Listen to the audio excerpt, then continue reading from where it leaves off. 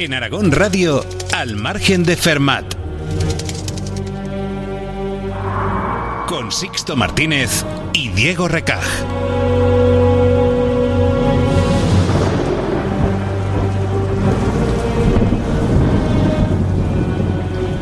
Las matemáticas son para muchos el Mordor de la educación, el infierno del conocimiento.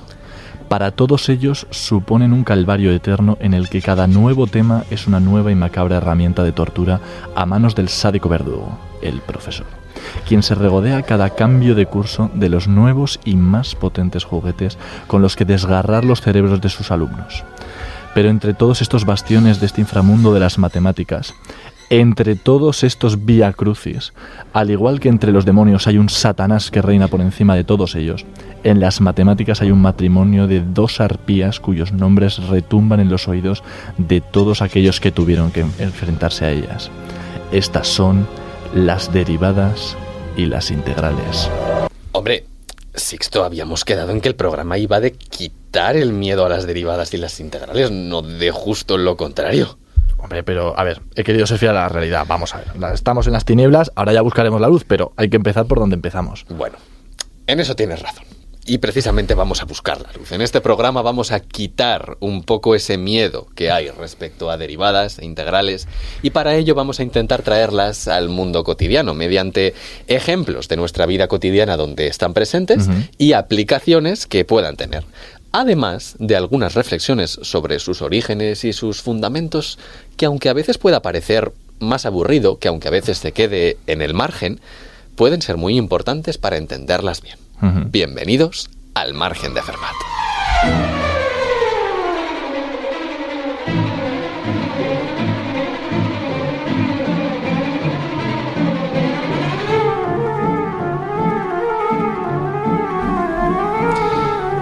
Bueno, pero para empezar siquiera a hablar de derivadas e integrales, primero hay que introducir un concepto mucho más básico sobre el cual giran estos dos. El concepto de función. Probablemente es algo que todo el que ha pasado por la escuela pues lo ha escuchado y lo conoce de alguna manera. Pero si preguntamos a la gente, si preguntamos a una persona ¿qué es una función?, puede que no lo tenga del todo claro. La gente puede que ni te responda. Suele pensar en gráficas, en tablas con valores, en expresiones así raras con la X por ahí en medio. Pero una función es algo mucho más simple que todo eso. No es más que una regla que asocia elementos. De manera especial, eso sí. Para entenderlo, nos vamos a ir a un ejemplo que a mí me gusta mucho de algo que sí que es una función y que es súper básico, que es una máquina expendedora. Oye, vaya. Mira, creo que pocos chavales lo habrán escuchado en el colegio. Los que van conmigo lo han escuchado. Claro que sí. Te cuento. Una máquina expendedora, vamos a simplificar mucho las cosas, son 3 botones, vamos a poner A, B y C, sí. Y eso se corresponde con 3 comidas que van a ser, pues yo qué sé, cacahuetes, patata frita y chocolate, lo que sea, sí. Efectivamente. Entonces, la idea de primeras, la primera asociación que a todos se nos ocurre es: si yo pulso el primer botón va a caer la primera comida, la que sea; si yo pulso el segundo botón va a caer la segunda; y si yo pulso el tercer botón va a caer la tercera. ¿Sí? Esto es una función. La regla que me dice qué botón va a cada comida, porque puede ser, por razones las que sea, que en lugar de ir el segundo botón a la segunda comida vaya a la tercera y el tercero vaya a la segunda. Pues todo eso son funciones, las reglas que me asignan qué botón va a con cada comida. Ahora te pregunto yo, ¿puede haber más de un botón que vaya a parar a la misma comida? Sí, de hecho a mí me pasa en algunas máquinas expendedoras que tienes como 3 racks o 3 sitios donde se van dejando las comidas, 3 numeritos distintos que tienen lo mismo. O sea, realmente da igual pulsar cualquiera de ellos. Efectivamente, entonces eso puede pasar y no hay ningún problema. Pero, ¿qué pasa si lo planteamos al contrario? ¿Puede pasar que haya un botón que vaya a 2 comidas diferentes? A ver, por poder, lo podríamos hacer, pero sería un caos, o sea, no se entendería nada. Claro. Déjate pulsar un botón y te salen unas alubias en vez del chocolate que te quieres comprar. Claro, ni podrías decidir muy bien tú qué es lo que quieres decir con el botón. Podemos pensarlo, digamos, en este ejemplo de la máquina expendedora, como si pulsas un botón que va a 2 comidas distintas, las 2 comidas se atascan ahí en el... Claro, no es plan. Pues esa precisamente es la condición para que esa asignación sea una función. Que a cada elemento de un cierto conjunto de partida, que en este caso son los botones, le corresponda un único elemento, solo uno, del conjunto de llegada, que en este caso pues serían las comidas. Pues es que, como vemos, hay muchísimas situaciones donde podemos ver funciones y hay que tener en cuenta que son un objeto que no solo vale para números, que eso hay que insistirlo mucho. Por ejemplo, vamos a poner otro ejemplo. La función padre. La podemos llamar f y es una función que coge a una persona y le asigna, pues claramente, a su padre. Entonces, la podemos llamar f si quieres, la función esta. Vale, sí, es la notación con la que lo solemos ver. Por lo típico, ¿no? Por ir metiendo cositas. Entonces, por ejemplo, en este caso, pues yo que sé, siendo un poco fan de Star Wars, pues f de Luke Skywalker es igual a... Alerta spoiler. Darth Vader. O yo que sé, o f de cualquier pitufo, como bien decías, que hay funciones que para distintos valores pueden tomar el mismo, sí. Pues f de cualquier pitufo va a ser papá pitufo. Incluso, yo que sé, estas funciones a los que las puedes anidar, ¿no? ¿Y qué es f de Diego? Pues claro, o sea, el padre de mi padre, que será mi abuelo. Tu abuelo por parte de padre. Claro, sí, o sea, claro. Lo que aquí aparece un poco es esa idea que decíamos, ¿no? Que esa función nos puede servir para muchas cosas y que es simplemente una asignación. Pero vamos a intentar volver a hacer lo que decías tú antes. ¿Y si lo intentamos hacer al revés? Una especie de función hijo. Ojo, esto no se podría hacer, no, porque claro, hijo, yo qué sé, pones a un señor que tenga hijos, claramente. Que tenga más de uno. Efectivamente. Y dices, hijo de, pues, Pepito. ¿Cuál de los dos? Hijo de papá pitufo. Claro, hijo de papá pitufo. Pues esa función no estaría bien definida. No está definida. Porque a un solo elemento le asignaría más de un elemento del conjunto de llegada. Claro está, como bien decías, cuando nos metemos en un ámbito más puramente matemático, las funciones pues no suelen ser como estas que estamos pintando, no suelen ser ni máquinas expendedoras ni padres de nadie. Los conjuntos de partida y de llegada suelen ser precisamente conjuntos numéricos. Y es ahí un poco donde surge esa idea que todos tenemos en la cabeza de, pues, representan con formulitas, poner tablas de valores o, lo más interesante al fin y al cabo, hacer una gráfica. Si a cada número le corresponde otro número, eso va a dar lugar, si lo representamos en el plano con coordenadas, a una curva. Y también podemos ver en esta gráfica visualmente esa condición que hemos puesto a una función. Hemos dicho que a un mismo elemento del conjunto de partida no le pueden corresponder más de un elemento en el conjunto de llegada. ¿Qué significa eso visualmente? Que la curva no puede volver sobre sí misma, o sea, tiene que ser todo el rato en una dirección, no puede hacer, digamos, curvas hacia atrás. Sí, tiene que ir hacia adelante, por decirlo así. Eso es la idea. Por ejemplo, por poner un ejemplo, un círculo es una curva en el plano, eso lo tal, pero no es una función, porque, digamos, tiene para cada valor de la X más de un valor en la Y, tiene 2 en concreto.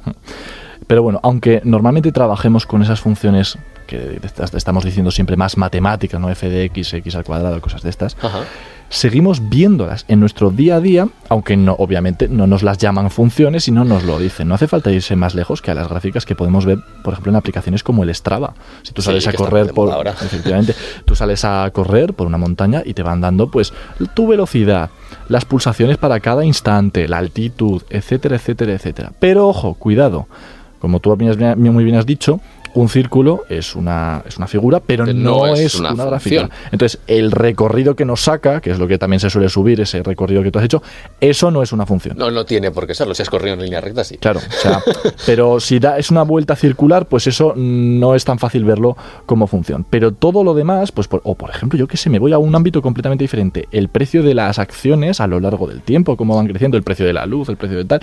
Todo eso son gráficas de funciones de reales que hemos visto en el colegio. Vale, y ahora la gente se está preguntando, ¿y para qué necesitamos un objeto matemático, una función que nos represente esto más allá de poder tener esas grafiquitas chulas del Strava? Pues porque, como ya se puede intuir con estos ejemplos reales que estás diciendo, sobre estas cantidades, sean las que sean, nos va a interesar medir cosas. Yo qué sé, cómo de rápido crecen las pulsaciones, cuánto nos estamos cansando a partir de esas pulsaciones. Pues naturalmente, medir todas esas cosas con precisión, pues para eso nos hacen falta matemáticas. Y es ahí donde, desde esta noción de función, entran en juego tanto derivadas como integrales. En Aragón Radio, Al margen de Fermat, con Sixto Martínez y Diego Recaj.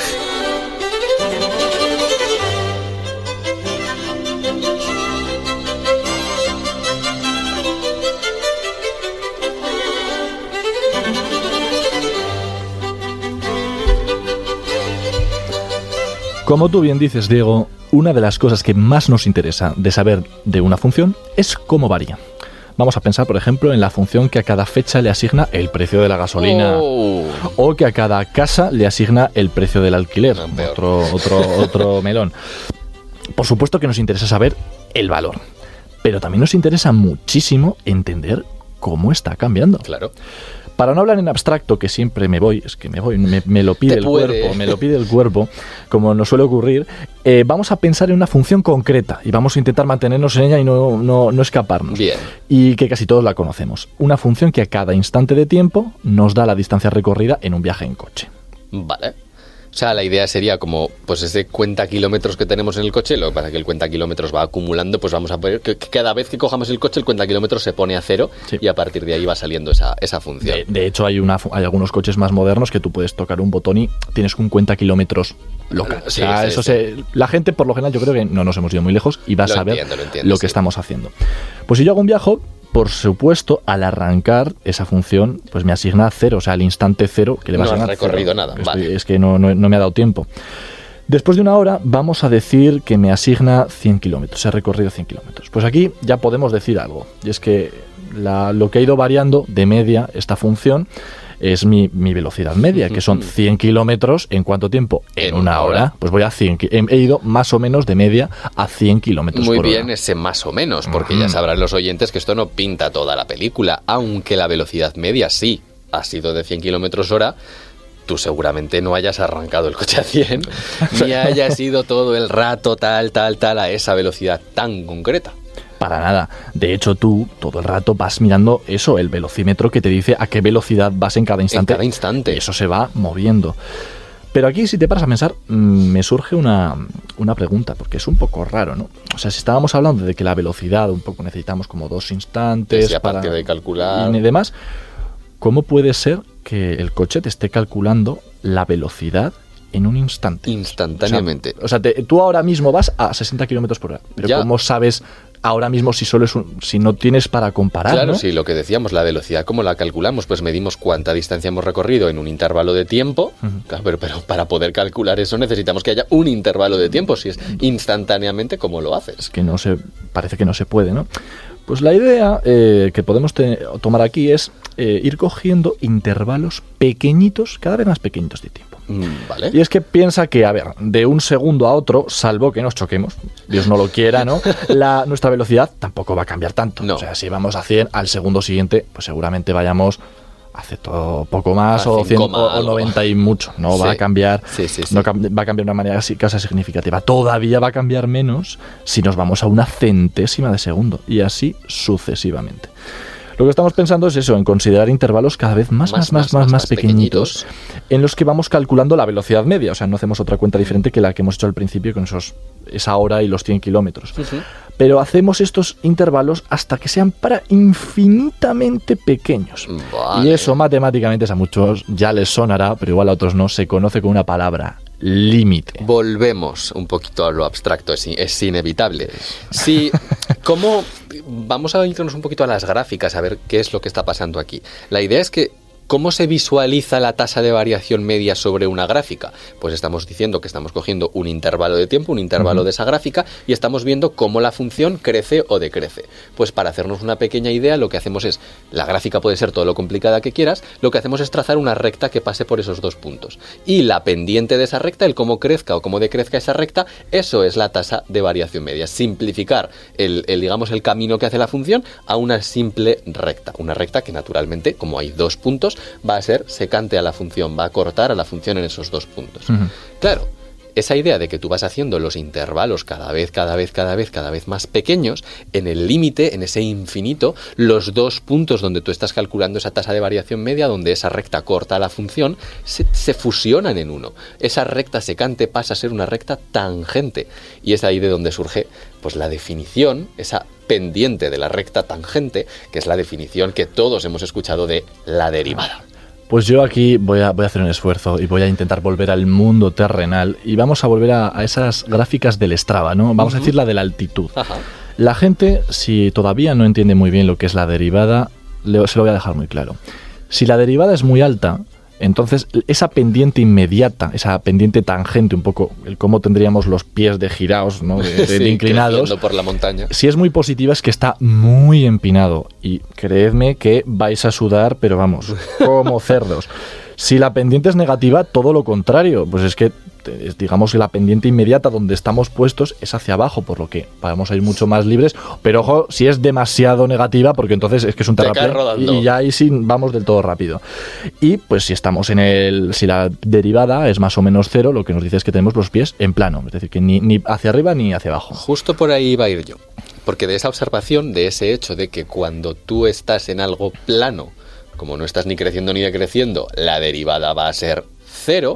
De ahí, de esa observación, surge una de las mayores aplicaciones de las derivadas, que es la optimización. Claro, y es que vamos a pensarlo nuevamente con lo de la montaña. Si nosotros estamos en derivada positiva, es decir, estamos subiendo, y de repente nos encontramos un sitio donde la derivada es cero, es decir, estamos en plano, y siguiendo un poquito más hacia adelante nos encontramos una derivada negativa, es decir, vamos bajando, que ¿dónde estábamos cuando estábamos en plano? Pues estábamos en una pequeña cumbrecita, en un pequeño máximo, por llamarlo de alguna esto.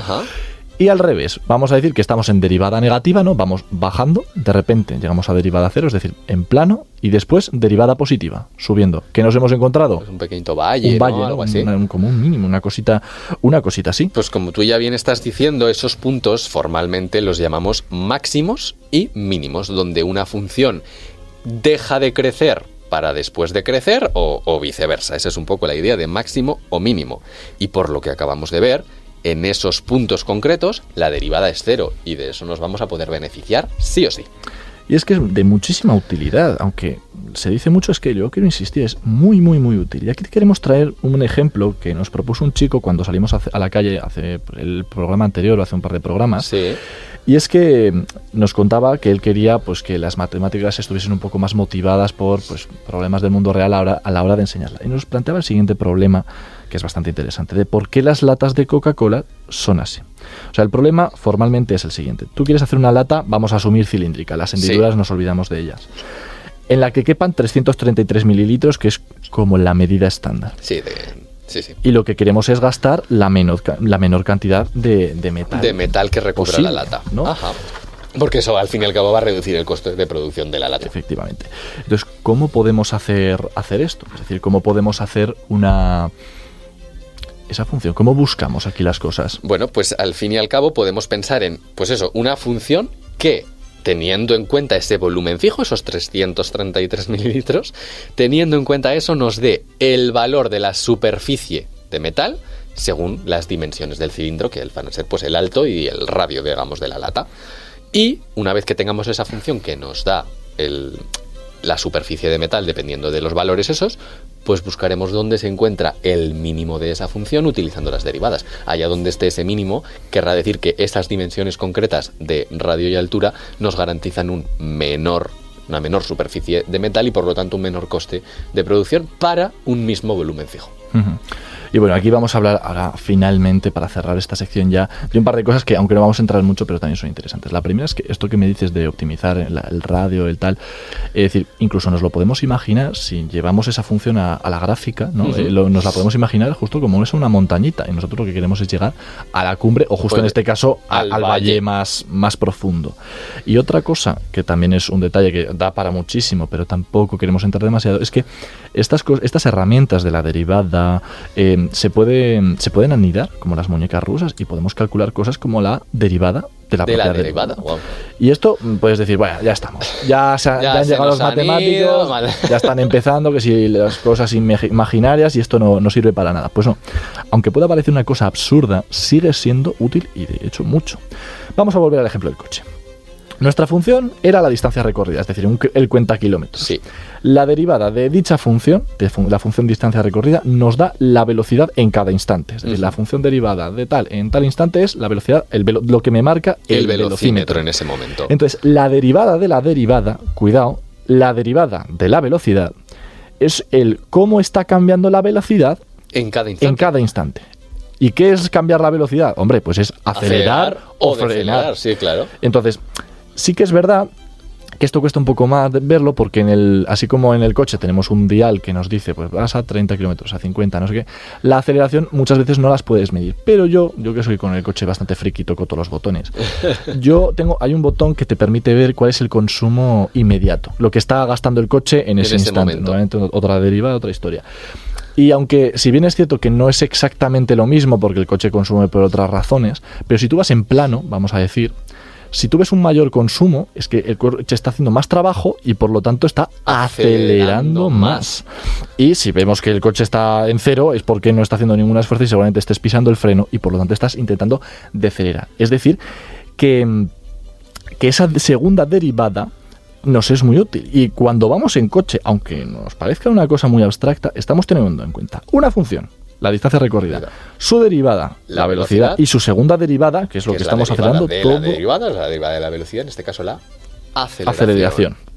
Y otra cosa que también suele ser muy útil, estamos pensando, es ya no solo calcular la derivada de algo, sino hacer un poco la operación al revés, ¿no? O sea, calcular para qué función la derivada me va a dar esto, ¿no? Ostras, esto es algo sutil, ¿eh? Cuidado, sí, o sea, es decir, podemos pensarlo así como, yo qué sé, si recordando a qué velocidades hemos ido, reconstruyésemos esa función de la distancia recorrida. O, yo qué sé, que a raíz del cansancio que hemos sentido, por decirlo así, reconstruyamos la forma de la montaña por la que hemos ido corriendo. Ajá. Y es que para ello tendremos que presentar ya a la otra protagonista de este programa, la famosa integral. Las matemáticas como nunca te las habían contado. A ver, pues ojo ahí, yo quiero hacer aquí un poquito de frenada, porque precisamente cuando tú vas por ahí y preguntas a la gente por integrales, te suele, bueno, si te dicen algo... Te van a hablar del pan, o sea, si te lo digo, del pan y un poco más. Te suelen decir que son lo contrario a las derivadas, igual que la división es lo contrario de la multiplicación, un poco en ese sentido, ¿no? Bueno, pues esto en cierto modo es verdad, pero... a mí no me gusta contar que la integral es eso, porque realmente no es la razón de ser de la integral. De hecho, las integrales fueron mucho antes que las derivadas. Uno de los primeros en plantearse un poquito esta idea fue Arquímedes. Él lo que quería era calcular el área de una figura que no era precisamente una figura regular como puede ser un rectángulo o un triángulo. Era una parábola, una curva bajo la cual quería calcular el área que se encontraba. Claro, es que esto, igual nuestros oyentes dicen, bueno, pues otro cálculo de áreas. Cuidado, en el colegio lo que solemos ver es pues calcular algo, una casita, ¿no? Que es un cuadrado y un triángulo encima. Vale, sí. Pues el cuadrado por un lado, el triángulo por otro. Es como que las figuras así más regulares, más poligonales, con ejes rectos, ajá, se pueden descomponer al final en otras figuras más elementales, de las cuales sí que sabemos. Pero claro, ¿y una curva? ¿Eso cómo lo hacemos? Pues esa idea de calcular áreas bajo una curva, una parábola, por ejemplo, eso es la noción de integral. Es algo tan simple conceptualmente como eso, el área que hay debajo de una curva. ¿Qué se le ocurrió a Arquímedes? Pues un poco por ese camino que vas tú de que cuando tenemos figuras poligonales, como que lo vamos descomponiendo en figuritas más sencillas, pues eso es un poco lo que se le ocurrió a Arquímedes. Voy a coger este área debajo de la parábola y voy a intentar meter rectángulos, cuya área es muy facilita de calcular, debajo de la parábola. Claro, esos rectángulos me aproximan un poquito lo que es el área que hay debajo, pero naturalmente quedan huecos. Eso sí, él se dio cuenta de que si hacía los rectángulos más finitos y iba ajustando cada vez más, ese área se aproximaba cada vez más a lo que él verdaderamente quería, que era el área debajo de la parábola. Quizás para visualizar esto, que con las fórmulas puede ser un poco más complicado, vamos a imaginar que tenemos un tarro de lo que sea, y lo llenamos con garbanzos. Vale. Obviamente todo lo que cabría si llenásemos de agua, lo que nos interesa es esa capacidad que tiene el tarro para recoger agua. Con garbanzos, pues bueno, la podemos aproximar, pero nos van a quedar muchos huecos. Sin embargo, si cogemos arroz, ajá, y echamos dentro, pues aunque van a seguir quedando huecos entre los granitos de arroz, van a ser mucho más pequeños. Es decir, el volumen va a estar mucho mejor aproximado, llenamos más ese tarro. Pero es que ya si cogemos quinoa o arena, es que prácticamente no dejamos apenas huecos. Me gusta mucho esta similitud que haces, porque un poco lo que estamos haciendo son esas aproximaciones con rectángulos al área debajo de la parábola. Los garbanzos serían una primera aproximación un poco que no es buena del todo. No nos vale. Conforme vas añadiendo cositas más pequeñas y te vas acercando, pues eso, el arroz, la arena, cada vez te acercas más a lo que es el volumen real, que el volumen real al fin y al cabo pues sería el de llenar el tarro de agua, ¿no? Esa integral, lo que buscamos es llenar el tarro de agua. ¿Y cómo llegamos a eso? Bueno, pues hemos de pensar que realmente dentro del agua hay cositas muy, muy, muy pequeñas que también se están llenando. Son casi infinitas. Casi infinitamente pequeñas, esos átomos que casi no dejan hueco. Pues esa es un poco la idea intuitiva de lo que está pasando en las integrales. Lo que vamos a hacer, algo más que recurrente en matemáticas en este programa y estaréis hartos ya de nosotros, es vamos a hacer esos rectángulos infinitamente finitos, infinitamente pequeños me refiero, vamos a poner infinitos rectángulos infinitamente pequeños y al sumar esas áreas pues nos dará exactamente el área que hay bajo la curva. Ese límite, una vez más, de llevar el grosor, digamos, de los rectángulos a lo infinitamente pequeño, eso es la integral.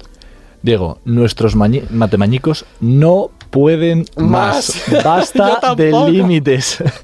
Es que parece un poco, sobre todo para quizás los que no hayan pasado por la carrera o no hayan hecho un trabajo más teórico, que es que esta idea de límite dirán, es que esto es un comodín. O sea, cuando no sabemos hacer algo, simplemente decimos, bueno, sí, hacemos el límite y ahí sale. Y ya está, tira. Y aquí estamos volviendo sobre una idea que sí que es importante y esto queremos dejarlo muy claro. El límite no es tanto una operación, que sí lo es, pero nos permite a los matemáticos expresar una idea. Ajá. Esto es muy, muy, muy importante. Es decir, nosotros lo que estamos intentando decir todo el rato es eso, que, a ver, pues con rectángulos finitos, por muy finitos que sean, siempre dejamos huecos, pero conforme nos vamos acercando a rectángulos que son prácticamente espaguetis infinitamente delgaditos, va a haber un número. Sabemos que va a haber un número, eso se puede demostrar. La cuestión es que no sabemos exactamente cuál es. Lo que sabemos es que existe. Y esa noción de saber decir que algo existe, aunque no lo sepamos calcular, es lo que nos permite hacer ese límite, nos permite darle ese nombre, nos permite expresar nuestro poquito conocimiento de que ahí hay algo, aunque todavía no sabemos cuál es. Y bueno, es que esto es precisamente lo que ha sucedido en la historia, porque hemos dicho que esta idea de integral como área bajo una curva ya se la planteaba Arquímedes, pero no sería hasta cientos de años después cuando seríamos capaces de verdaderamente encontrar ese límite y poder calcularlo verdaderamente. Fue Barrow, el matemático, que demostró y consiguió el mayor resultado en este ámbito, el resultado más bonito que hay. Sí. Para mí. Y le pusimos un nombre chulo. El teorema fundamental del cálculo. Sin meternos demasiado, lo que nos dice es que podemos calcular ese límite, esa integral, sin más que encontrar una función cuya derivada sea la curva con la que originalmente estábamos trabajando. Un poco lo que decíamos antes, ¿no? Es encontrar esa función para la cual la derivada consiste en eso. Es ahí donde entra ese juego, esa relación entre derivadas e integrales, que evidentemente pues eso es lo bonito, y por eso digo que este teorema fundamental del cálculo para mí es el sumo de las matemáticas. A ver, obviamente, bueno, ya hemos contado lo que es un poco la integral y cómo se llegó tal. ¿Qué aplicaciones tiene esto? Bueno, aquí es casi más intuitivo, digamos, que las derivadas. La primera aplicación directa es poder calcular áreas de figuras curvas que de otra manera no podríamos determinar. Que casi es como su razón de ser, ¿no? Un poco Sí. No es una aplicación, es que si no hubieran aparecido. Pero en ese sentido son súper útiles.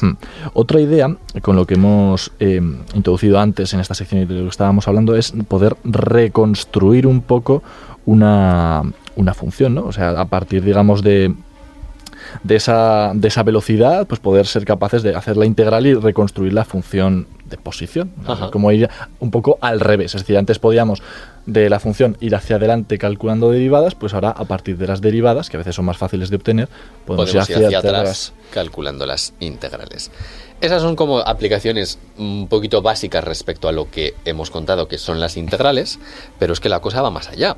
Las integrales, vale, hemos visto que la idea es sumo infinitas áreas de infinitos rectángulos infinitamente pequeños. Esto lo podemos llevar a más campos. No tenemos por qué sumar literalmente áreas. La idea es que una integral nos permite siempre sumar infinitas cosas infinitamente pequeñas. Y eso se aplica en muchísimas áreas distintas, como puede ser, por ejemplo, la probabilidad. Vamos a hablar de la probabilidad de tener una cierta altura. Evidentemente, la altura es algo, voy a decir una palabra técnica, es algo continuo. ¿A qué me refiero con algo continuo? Sí, a que puede tomar cualquier valor. No es como, yo qué sé, el número de hermanos, que puede ser 1, 2, 3, pero... No puedes tener 1,7329 hermanos. Pero en la altura sí, tú puedes tener la medida que sea.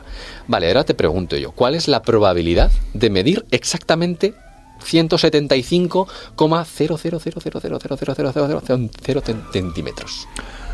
Pues ostras, la verdad es que yo te diría que prácticamente, o sea, si es que hay nada. O sea, Claro. yo creo, igual puede que ni en la historia haya habido alguien que haya medido exactamente 175 centímetros, nada más, nada menos. Claro, porque como hay infinitos valores posibles para la altura, la probabilidad de estar en justamente uno de ellos, pues es prácticamente nula, ¿no? Esa es la idea. O incluso nula. Es nula, porque sería, pues eso, Sí. esa idea, ¿no?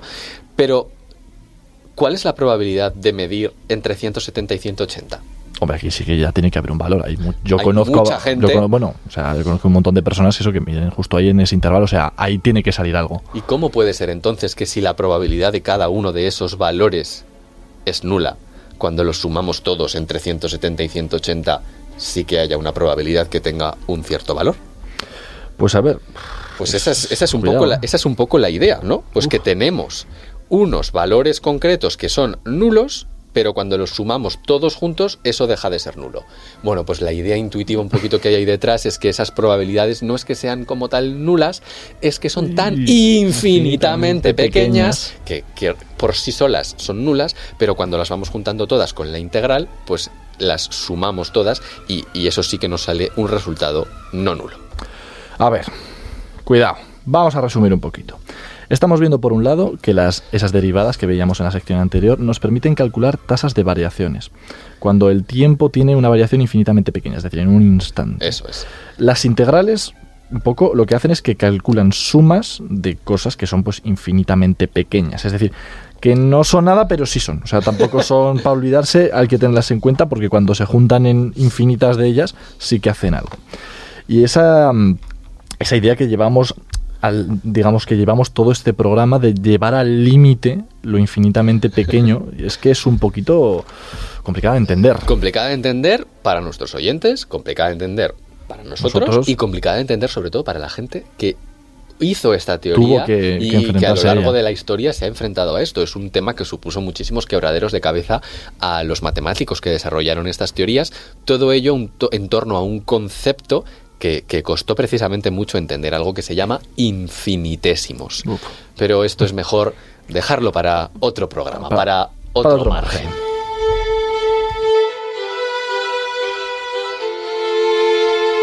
Al margen de Fermat, en Aragón Radio Podcast.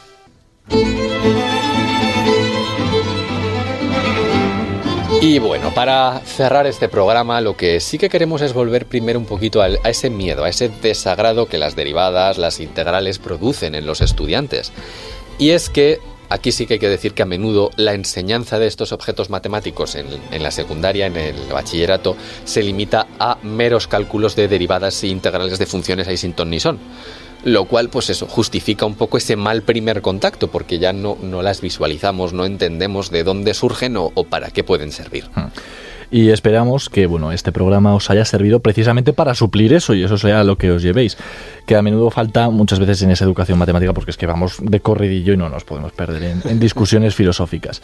Así que, como siempre queremos que os cambie la manera de ver el mundo, esperamos que ahora, pues cuando vayáis en coche, veáis el velocímetro y veáis que eso es la derivada de la distancia recorrida y que cuando pisáis el acelerador estáis haciendo, una operación nada trivial de funciones. Lo que estáis intentando es incrementar esa derivada de la velocidad, es decir, que la velocidad vaya cada vez más hacia arriba, porque sabemos que el área debajo de esa velocidad va siendo la distancia recorrida y nosotros queremos que los rectangulitos sean tan grandes como puedan, porque así estamos recorriendo más distancia en menos tiempo. Y no solo son coches, el cómo de rápido hierve el agua, el cómo se enfría una casa, cómo se recupera un hueso tras una fractura o cómo se expande una enfermedad. Detrás de todo ello hay derivadas, hay integrales y al fin y al cabo hay matemáticas. Y para enseñaros todas esas matemáticas, aquí estaremos nosotros al margen de Fermat.